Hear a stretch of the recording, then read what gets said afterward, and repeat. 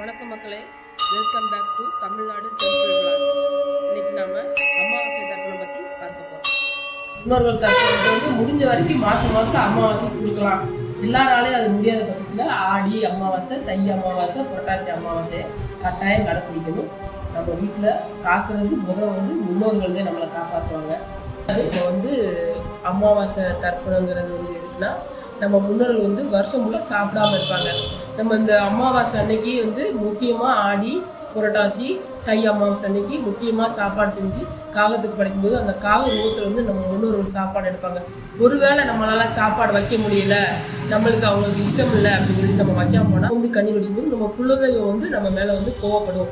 நம்ம வந்து குலதெய்வம் கோயிலுக்கு போகும்போது வந்து முன்னோர்கள் வந்து அமைதியாக இருக்கும்போது நம்ம குலதெய்வம் வந்து நமக்கு பவர் வந்து இதாக ஆகாது. அதனாலதான் நம்ம முன்னோர்கள் வழிபட்டு வந்து பரம்பரையாக வழிபட்டு வந்து குலதெய்வத்தை கும்பிட்டோம்னா நமக்கு 100% பலன்